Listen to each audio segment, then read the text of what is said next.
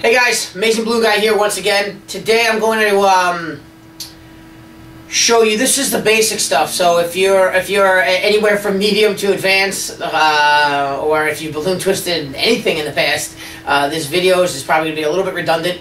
This is for the beginner, the absolute beginner. If you just started balloon twisting and got yourself a little basic kit, this is going to be for you, okay? I'm going to show you how to, when blowing up balloons, I'm going to show you a little quick way to tie them. It's a basic way. There's a whole bunch of different ways to tie it. There's, we'll go into that in a minute. But this is basically going to show you, we're going to do a balloon sword and a balloon dog. All right. I think I might have made a video like this, but this is going to be for my beginner tutorials. So start from the beginning. I'm going to show you basic twists, what the twists are called. Some people call different twists different names, but I'll start with the basis for you. And let's go. I don't know. Let me start it. So this is called a 260. The measurements for a 260 is when they're blown up. They're going to be 2 inches thick by 60 inches long. So that'd be 260. There's also some balloons out there called 350s. They're going to be 3 inches thick by 50 inches long. They also make 360s, but I always use Qualitex.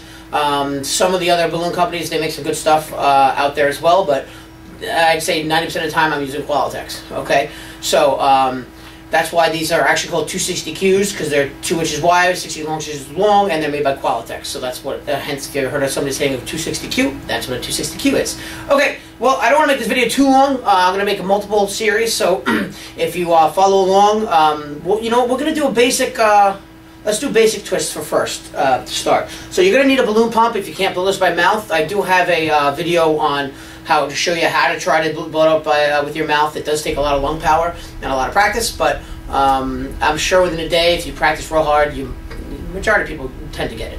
So, but that's in another video. I'll probably put that video in this series on my homepage. So, you're going to need a balloon pump, okay?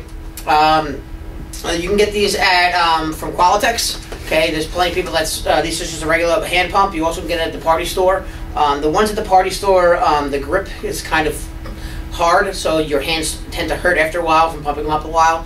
But at least to get it started, okay. The bigger hand pumps are going to be a lot better. They're dual action pumps. So when you pull out, air comes out, and when you push down, air comes out. So you get air both ways. So you got to get used to that. But it's pretty simple. So what we're going to do is going to blow up our balloon. We'll blow it about halfway. Whenever I do a video, or most people for that matter, you have to leave a little bit of room on the end when you blow it up. So I'll show you what I mean.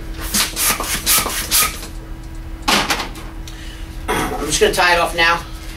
Okay. If you don't leave any room on your 260 here, and you blow it up all the way, when you start twisting, every twist you make pushes the balloon down a little bit more. So if I made a whole bunch of bubbles all across the board, it would probably fill up the rest of this balloon.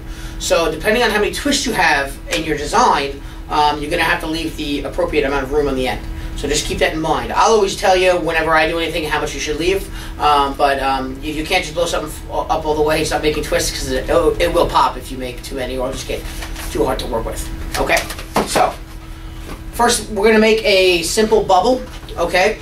You always take your hand, you can't let go, you always start from the nozzle, okay, majority of the time, depending on your design, but 90% of the time you're going to start from the nozzle and work your way down. Like we said before, if you start here and go this way, then this is going to pop. So, always start with your nozzle. When you twist, you have to hold it with one hand and twist with the other.